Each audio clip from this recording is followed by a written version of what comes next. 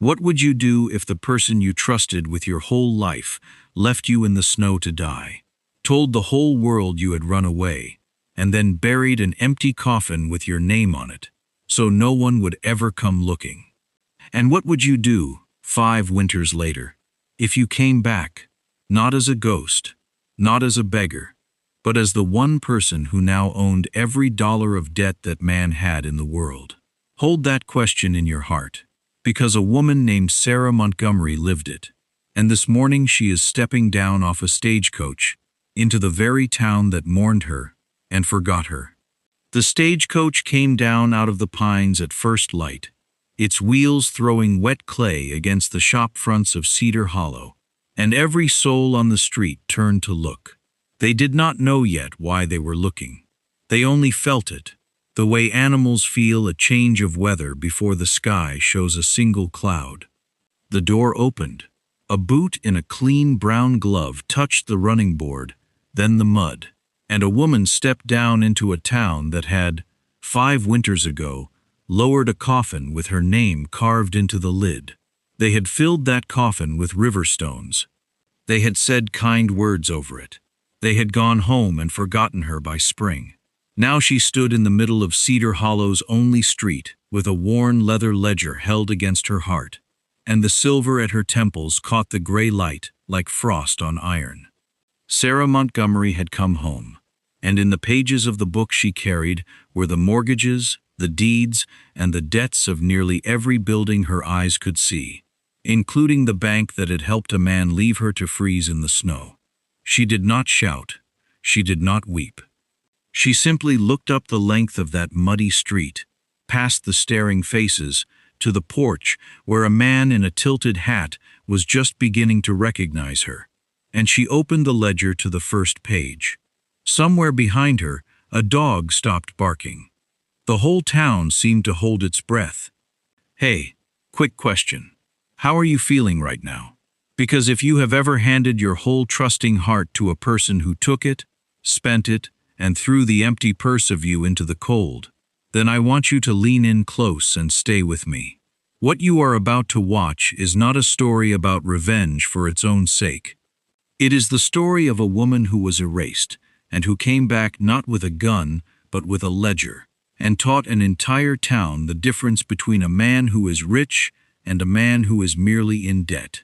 Cedar Hollow sits high in the mountains of the Montana Territory in the year 1887, a raw silver and timber town where the law is mostly whatever the man with the most money says it is on a given morning. Into that town walks Sarah Montgomery, once a soft-spoken wife who trusted the wrong hands, now the hidden partner behind the most powerful investment house in 3 territories. She wants what was stolen from her. Not only justice, everything. So settle in. Pour something warm. This is the tale of the abandoned wife who came home to foreclose on the man who left her for dead. And I promise you, by the end, you will be standing up out of your chair. Before we go on, if this story has already captured your heart, don't forget to subscribe, like, comment, and share it with someone who loves a great story. We'd love to hear from you. Tell us where you're watching from in the comments below. By subscribing today, you're becoming part of a wonderful community that shares a love for unforgettable stories. Thank you for your support. Now, let's return to our story. 5 winters before that stagecoach came down out of the pines, Sarah Montgomery had a different name for the man she loved.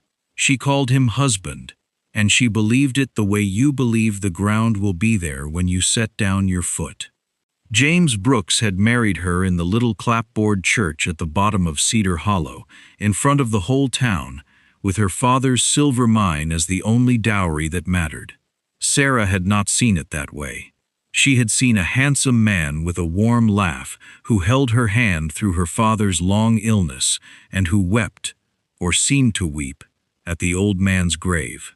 She had signed her name beside his on every paper he set before her, because that is what a trusting wife did, and because reading small print by candlelight made her tired, and because James always said, in his easy voice, that he would take care of everything.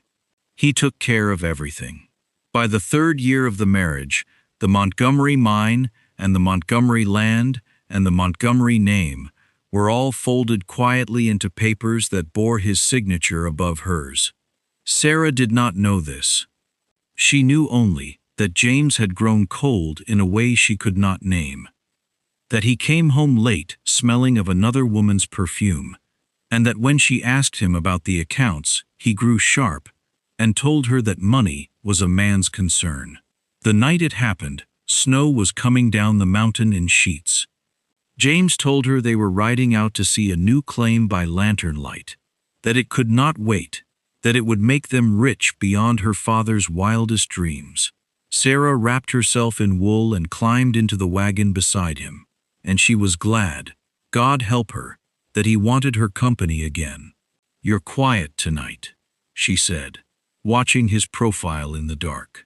"Lot on my mind," James answered. "Cold setting in early this year. You always did hate the cold." "That I do," he said. "That I surely do." They stopped at an abandoned logging camp 2 hours out, where the road gave up and the pines closed in black on every side. James climbed down and walked around to help her, the way a gentleman would, and Sarah smiled at him and put her gloved hand in his. What happened next she would piece together only much later, in fragments, the way you remember a fever. His hand did not help her down. It pushed. The frozen ground came up to meet her skull, and through the ringing dark, she heard her husband's boots crunch back to the wagon, heard the traces jingle, heard him speak once, low, to the horse. "Easy now, long ride home." Then the wagon was gone, and there was only the snow, falling and falling, laying its white blanket over a woman it took for dead. James Brooks rode back to Cedar Hollow and told the town, with tears in his eyes, that his poor wife had run off in the night with a gambler from the railroad, that she had taken what she could carry and broken his heart. The town believed him. Grief looks the same whether the cause is true or false, and James had always been a convincing man. Within the month, he had a lawyer confirm that all the Montgomery holdings were his alone. Within the season, he was courting the daughter of the man who owned the Cedar Hollow Bank. He had it all now, and it had cost him only a wife, and wives, he had decided long ago, were the cheapest thing a clever man could spend. The educational truth buried in that first cruel winter, the one Sarah would spend 5 years learning to teach others, was simple, and it was this: a signature is a key, and a key given without reading the lock will open your whole life to a thief. She had signed because she trusted. She would never again mistake trust for permission to stop paying attention. She should have died. Everyone who later heard the story agreed on that. A woman does not lie in a Montana blizzard through the night and rise again. But the mountain, which had nearly kept her, let her go, and the ones who found her were not looking for a body. They were a party of trappers and timber women from a high collective called Ridgeline, come down before dawn to check their lines, and it was Hannah Collins who saw the shape in the snow that did not belong. Hannah was near 60 then, gray-haired and broad-handed, a woman who had buried a husband and 2 claims and built something better than both out of the wreckage. She did not gasp. She simply knelt, pressed 2 fingers to the frozen throat, felt the faintest flutter, and began giving orders. "She's alive. Get the blankets. Get the sled. Emma, ride for the fire and tell them to heat stones. Move." They carried Sarah up the mountain to Ridgeline, a cluster of stout cabins and workshops where some 40 people, most of them women, ran their own timber and their own small silver diggings, and answered to no boss but the ledger and the seasons. For weeks, Sarah drifted between the world and the other place. When at last the fever broke and she opened her eyes, the first face she saw was Hannah Collins, sitting by the bed with a cup of broth and a patience that had no bottom to it. "There you are," Hannah said. I wondered which of us would win, the cold or your temper. Turns out you've got a mean streak, girl. Good. You'll need it. Sarah told her everything. In pieces, over the slow weeks of healing. The wagon, the push, the perfume, the papers she had signed without reading. And Hannah Collins listened to all of it without a single soft word of pity. Because pity, she said, was a blanket that kept you warm while it smothered you. You want to cry about it. Cry, Hannah said one evening. I'll wait. But when you're done, I'm going to teach you the only kind of vengeance that lasts. Not the loud kind, the patient kind, the kind you keep in a book. I don't understand, Sarah whispered. You will, said Hannah. Money is just a story people agree to believe. Your husband got rich telling a story. I'm going to teach you to read it, and then to write a better one. And so the education began. Through the mending of that first spring and the 2 winters that followed, Sarah Montgomery learned what her trusting years had never taught her. Hannah and the women of Ridgeline showed her how a deed is recorded and how a lien is filed, how a loan can be a rope thrown to a drowning man or a noose fitted to his neck depending only on the terms, how compound interest is a fire that warms the lender and consumes the borrower, and how the difference between a wealthy man and a ruined one is often nothing but who holds his paper. She learned that James, for all his fine coat, had built his empire on borrowed silver. And she learned, sitting up late with a tallow candle and a borrowed accounting primer, that a woman with a clear head and an honest ledger could do more damage to such a man than any pistol ever fired. Young Emma Lawson, who had ridden for the fire the night Sarah was found, became her closest study partner. Emma had a gift for figures that bordered on the uncanny and a shy warmth that hid a spine of steel. The 2 of them would sit for hours, Emma quizzing Sarah on interest and amortization until the numbers stopped being numbers and started being weapons. The lesson the mountain taught, and the one Sarah carried down from it, was this: knowledge is the only inheritance no one can push into the snow. They had taken her land, her name, and nearly her life. They could not take what was now growing behind her eyes. 3 years is a long time to build a thing in silence, and Sarah Montgomery built in silence. By the time the 4th winter came and went, she was no longer a rescued woman recovering on a mountain. She was the hidden hand behind a name that lenders in Helena and Butte, and even distant Chicago, had learned to respect, and slightly to fear: the Cascade Trust. It had begun small. The Ridgeline Collective had capital, honest silver dug by honest hands, and no way to make it grow beyond the mountain. Sarah showed them how.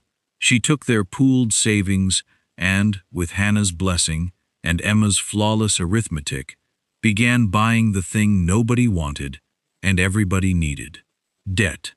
Distressed loans, overdue mortgages, railroad notes trading for pennies on the dollar because the men who held them had lost their nerve. Explain it to me again, Hannah said the first time, half teasing. Slow, like I'm the greenhorn. A man borrows $100 and promises to pay back 120, Sarah said.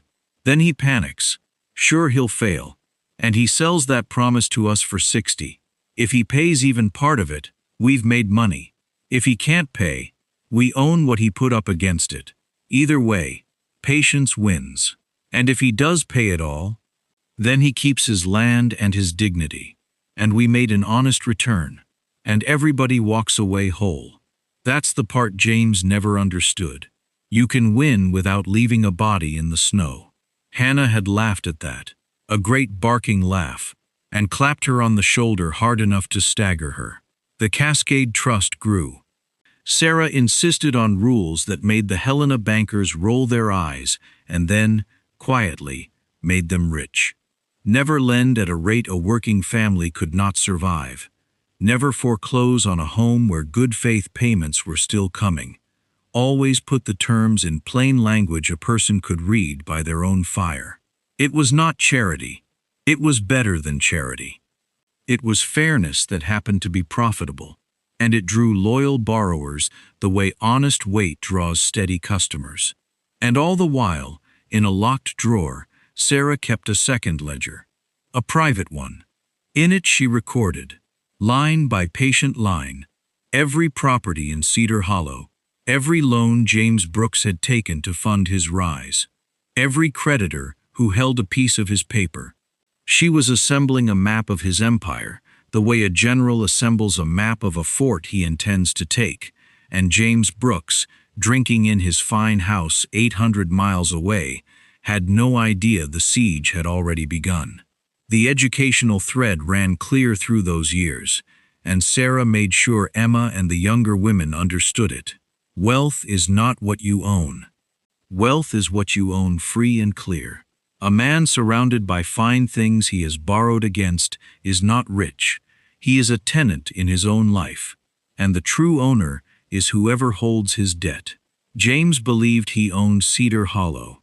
In truth, Cedar Hollow owned him, and Sarah was quietly buying up the mortgage on his soul.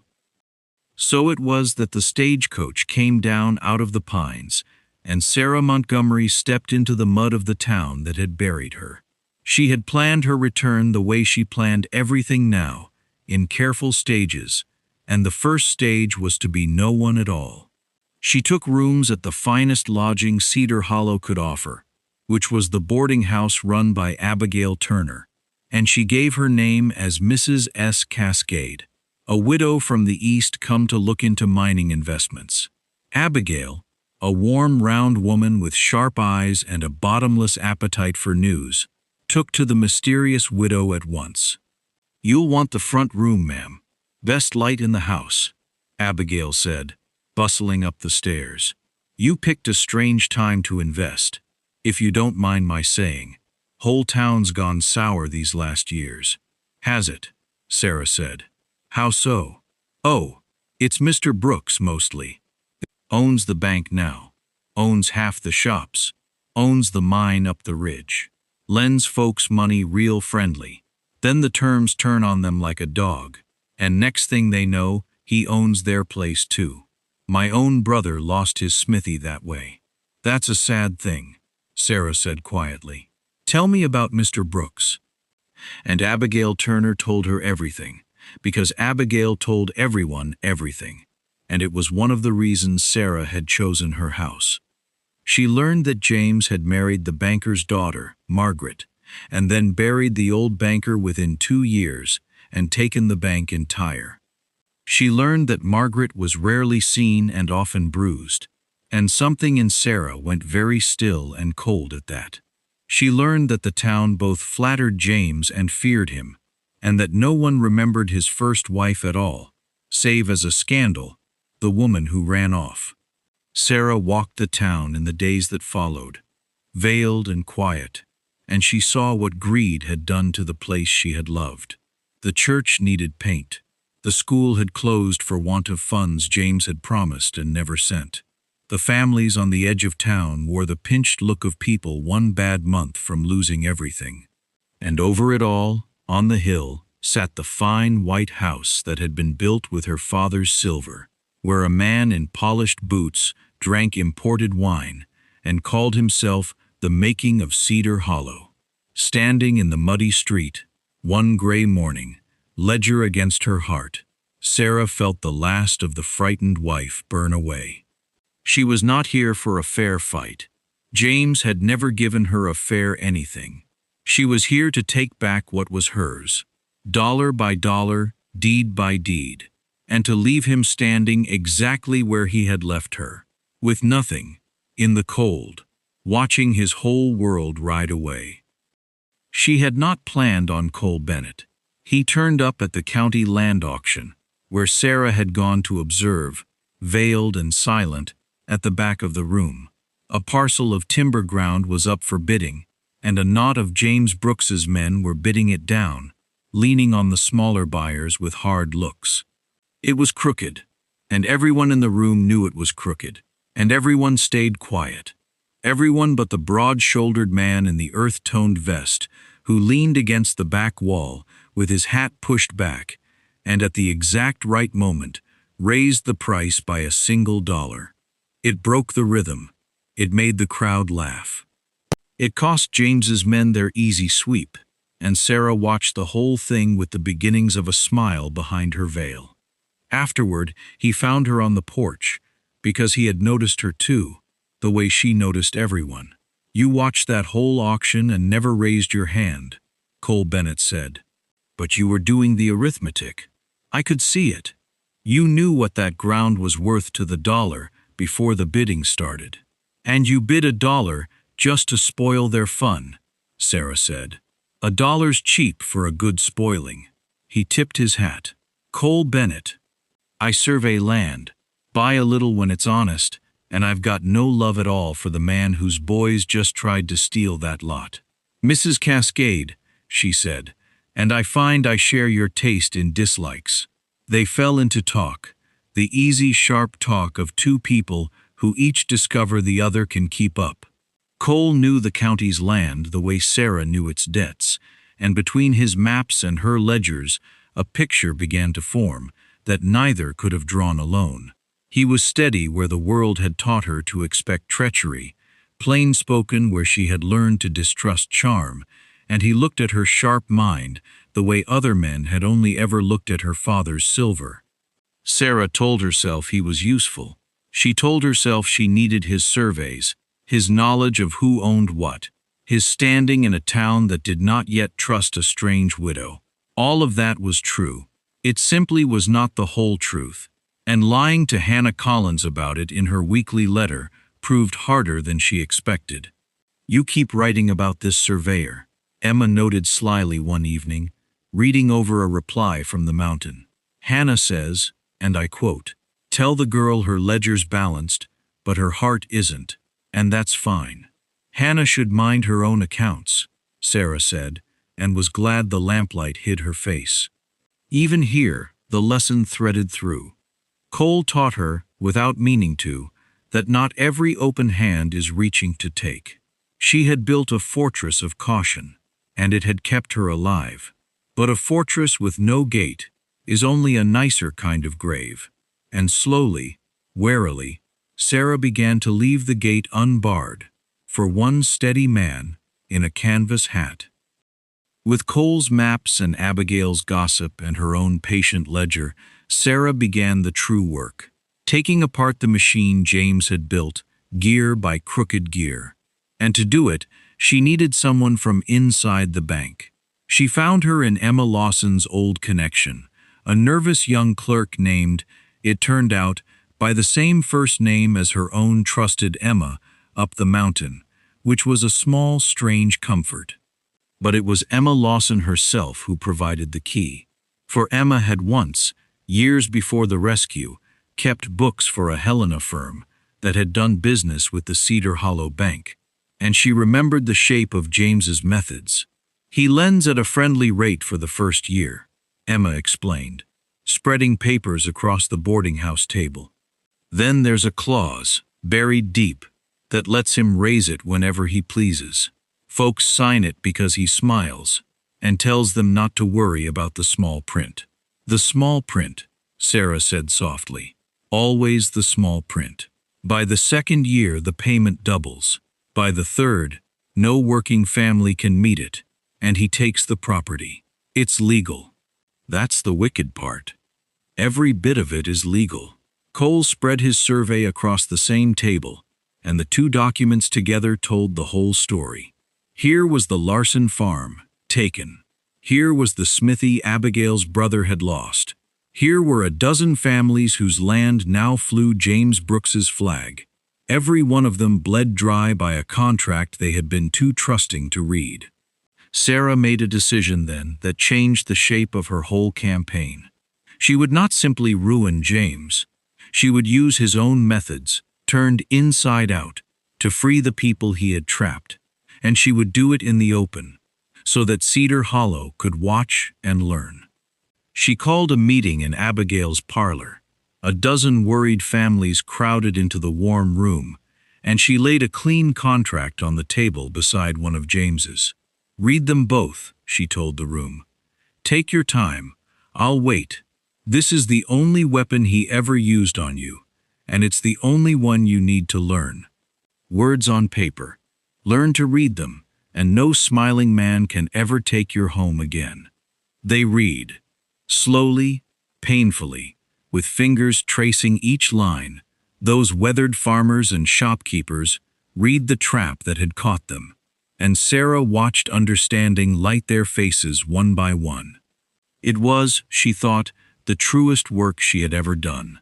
The foreclosures would come, but first she would arm the town with the one thing James Brooks had counted on them never having, which was the ability to read the rope before it went around their necks. Now the siege moved from the parlor to the ledger, and Sarah Montgomery went to work with the cold joy of a woman doing exactly what she was made to do. James Brooks, for all his local power, was a small fish in the great pond of frontier finance, and small fish owe money to bigger ones. He had borrowed from a Butte Silver Syndicate to buy the mine. He had borrowed from a Chicago house to expand the bank.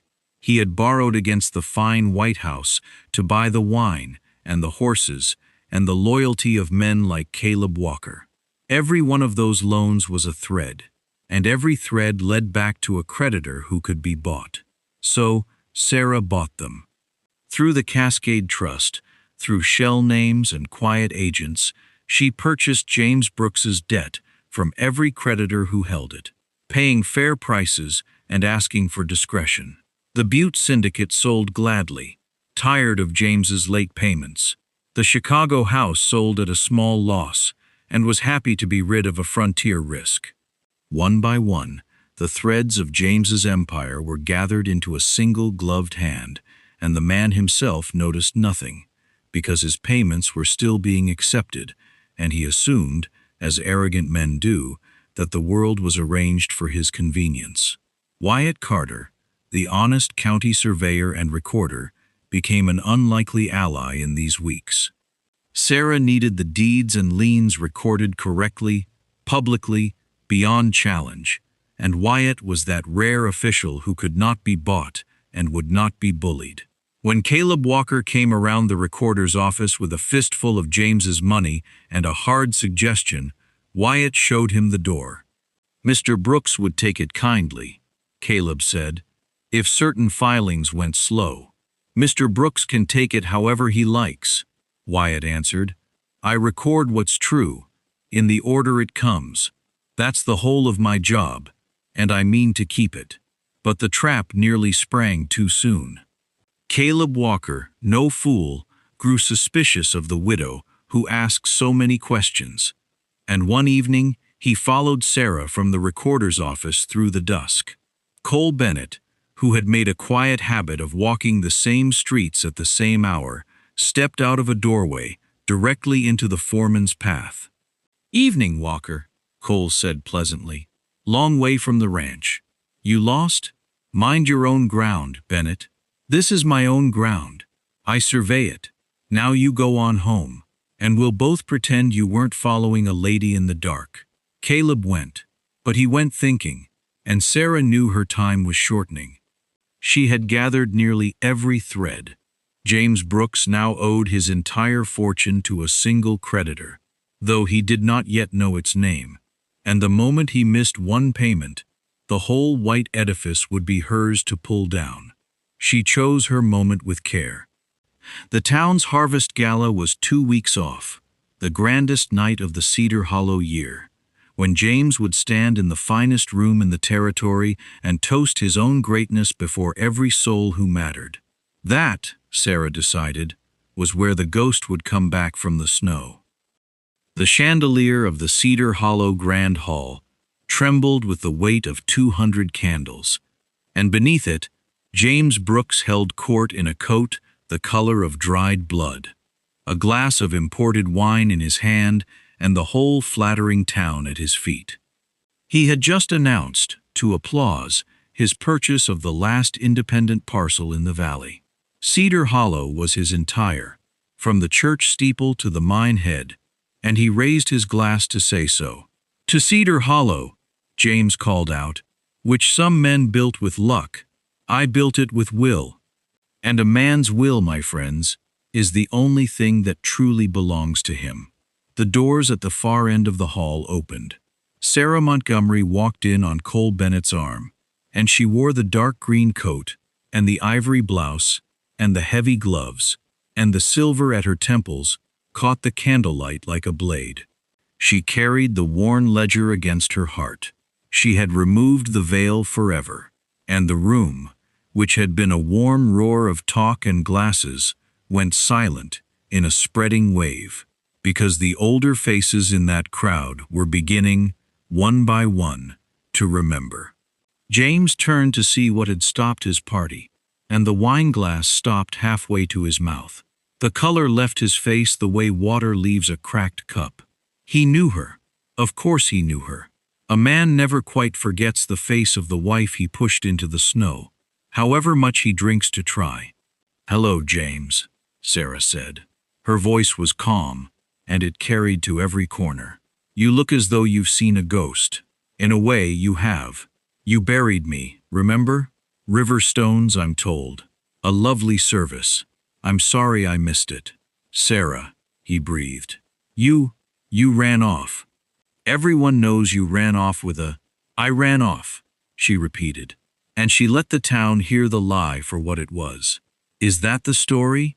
Then how did I come to be found frozen half to death at the old logging camp, 2 hours out on the North Road, the very road you drove me down that night?" A murmur moved through the hall like wind through wheat. Margaret Brooks, James's second wife, stood very still by the wall, her hand at her throat, watching her husband's face confirm every terror she had ever swallowed. James rallied, because his kind always rally once before the end. He set down his glass and spread his hands and put on the warm smile that had fooled a town for years. "Friends, this poor woman is clearly unwell. Grief and cold can turn a mind. She has no claim here. I own every deed in this valley, free and lawful. Let her rave. It changes nothing." "You're right about one thing," Sarah said. "It's all about the deeds." She stepped to the great table where the fine things were laid, and she opened the worn ledger, and she began, in a clear teaching voice, to read. She read the note James owed the Butte Syndicate for the mine, and then she laid down the paper showing the Cascade Trust had bought it. She read the Chicago loan against the bank, and laid down the paper showing the Cascade Trust owned that too. She read the mortgage against the fine White House, the wine, the horses, the whole gaudy edifice of his stolen life, and one by one she laid down the papers proving that every dollar James Brooks owed in this world, he now owed to her. "I am the Cascade Trust, James," she said. "I have been buying your debts for 2 years. You have not owned anything in a long time. You have only rented it from me. And this morning, you missed a payment." She drew out the final papers, and her voice never rose and never shook.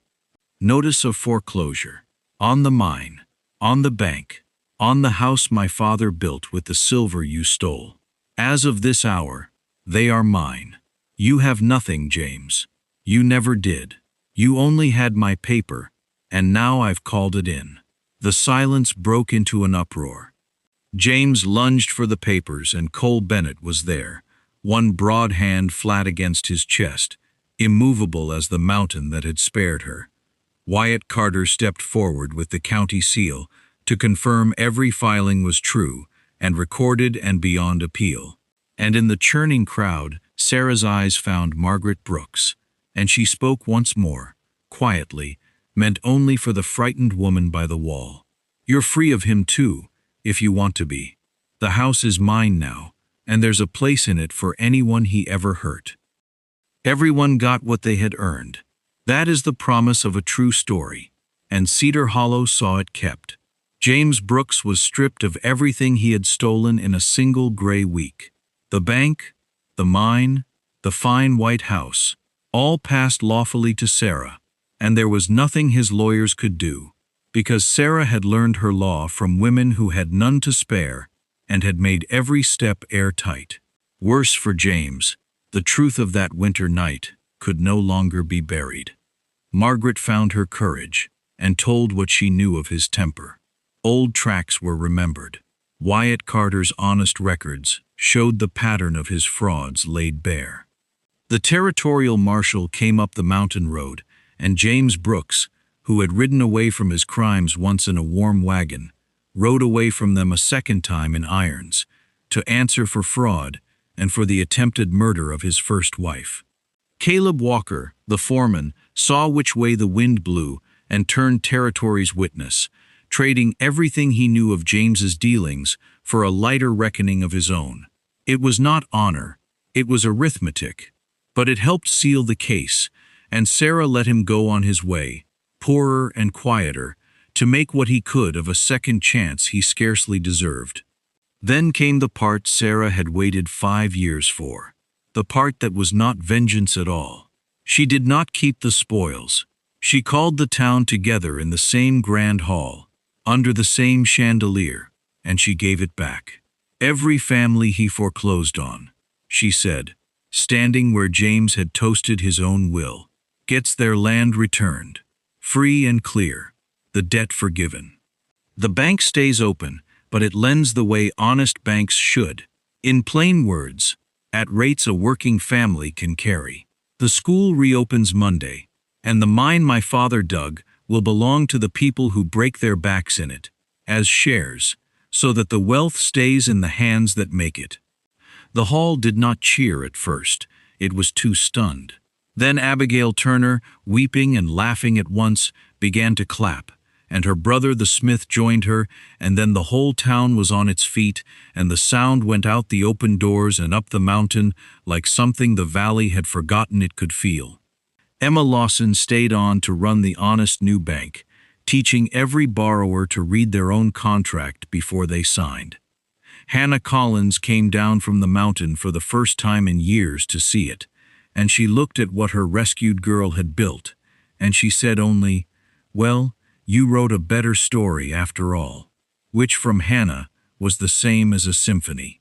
The lesson stood plain for anyone watching to carry home. Real wealth is not taken, it is grown, and it multiplies fastest when it is shared. James had hoarded a valley and ended with nothing. Sarah gave a valley away and ended with everything that mattered, which was a town that would name its children after her for 100 years. Spring came late and gentle to Cedar Hollow that year, as if the mountain, having taken so much, meant to give some back. The snow drew up into the high passes. The valley turned green, and on the balcony of the white house that was hers now, truly hers, Sarah Montgomery stood in the morning light with a cup of coffee and no ledger in her hands at all, which was its own kind of miracle. Cole Bennett found her there. He had a way of finding her that she had stopped resisting somewhere back in the winter, around the time she admitted to Hannah, in a letter she nearly burned 3 times, that her heart was no longer balanced and she no longer wished it to be. "You're not working," Cole observed, coming to stand beside her at the rail. "I don't think I've seen you not working since the day you spoiled that auction for me." "I spoiled it for you," Sarah said. "You bid the $1. I did at that." He was quiet a moment, looking out at the valley. "Sarah, I've surveyed a lot of ground in my life, measured what a thing is worth. I've never in all of it found anything I wanted to hold on to the way I want to hold on to you. That's not a business proposition. It's the other kind." She turned to look at him, this steady man in the canvas hat who had walked into her guarded life and, without ever once trying to take anything, had somehow been given everything. And Sarah Montgomery, who had trusted the wrong hands and paid in blood and snow, found that she had learned to tell the difference at last. "Ask me properly then," she said, and she was smiling, and there were tears in it. "But the good kind, the kind that water new ground. Marry me," Cole said. "Not for your fortune. God knows you've given most of it away. For your mind, for your temper, for the whole stubborn miracle of you. Yes, said Sarah. Yes, you difficult man. Yes. He kissed her there in the spring light with the valley green below them, and it was a slow and certain kiss, the kiss of two people who have each waited a long time to be safe with someone. When they broke apart, she was laughing, and he was laughing, and down in the town, the new school bell was ringing for the first morning in 3 years, calling the children in to learn.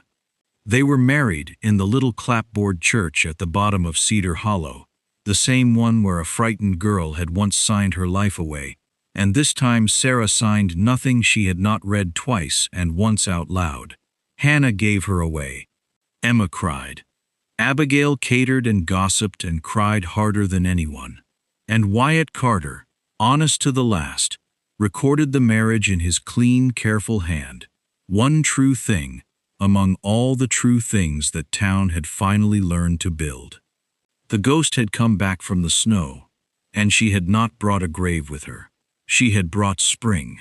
Before we close this chapter together, just before we finish, if this story has already captured your heart, don't forget to subscribe, like, comment, and share it with someone who loves a great story. We'd love to hear from you. Tell us where you're watching from in the comments below. By subscribing today, you're becoming part of a wonderful community that shares a love for unforgettable stories. Thank you for your support. Now, let's return to our story for its final moments. As the sun sets over the green hills of Cedar Hollow, painting the high passes in amber and rose, we leave Sarah and Cole on the balcony of a house that shelters instead of steals, above a town that has finally learned to read the fine print of its own future. The bell rings the children home. The bank keeps honest hours, and the woman a cruel man once left for dead now watches the valley she saved go golden in the evening light. There is a truth worth carrying out of this story and into your own life. A signature given in trust, but without understanding, is the most dangerous thing a person can hand another. Learn to read what you sign. Learn what your debts truly cost.